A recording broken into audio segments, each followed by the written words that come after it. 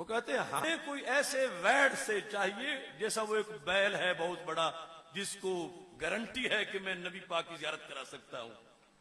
उस फराडिये धोखेबाज दज्जाल का भी हशर करना है जो तौहीन रिसालत का मुर्तकिब हो रहा है और गुस्ताख सुन्नियों के स्टेजों पर धमाले डाला, शगरियत से बगावत करने वाला, कोई पूछने वाला ही नहीं।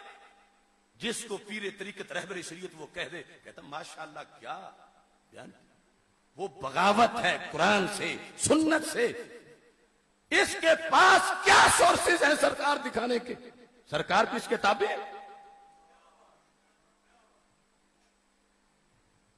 लीडरों ने यह भी हिसाब देना है इस कमीने के बकवासों का। हम अहले सुन्नत हैं, हम किसी फिरके को मुंह नहीं निकाल खोलने देंगे कि तुम्हारा अहले सुन्नत का स्टेज था। जो है वो जवाब दे। हरगिज़ ये भगौड़ा अहले सुन्नत में से नहीं है। अगरचे मेरे वो जब मिलता है 4-5 बार हाथ भी चूम लेता है, और वो हर किसी की चूमता है, ये कोई मेरी फजीलत नहीं।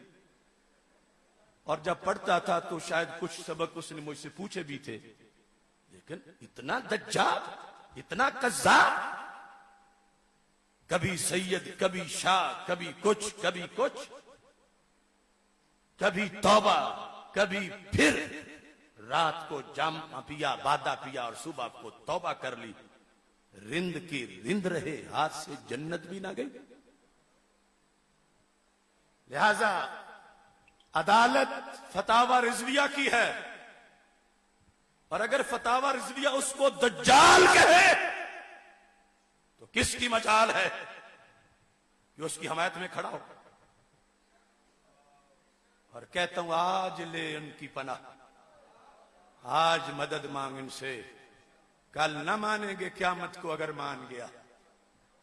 स्टेजों पे धमालें डाली जा रही हैं, और मौला जट जैसे इमाम अहमद रजा बरेलवी की फिक्र में ऐसे भी खतीब आने थे, शरीयत से मजाक करें, बगावत करें, और पूरा मजमा उनके कुफरियात पे अकीदा बर्बाद कर रहा हो। स्पेशलिस्ट सरकार की जियारत कराने का इसके अंदर पता दावा क्या लाजम आता है? पढ़ो फतुल बारी, दावा नबूवत के करीब करीब जा बात बनती है। और इन्होंने समझा हुआ है कि हमारा जलसा कामयाब हो जाएगा। वो ठीक है, टिकट दे जन्नत की भी और जियारत की भी। ये दीन है। हमने अपने आप को इस कुरान की कचहरी में, ये हदीस की कचहरी में, फतावा रिजविया की कचहरी में पेश किया है। हम पे जो लगाओ, हमारा किरदार खुली किताब है। अल्लाह के फजल से कोई बड़ी बात नहीं करते, आ जाओ।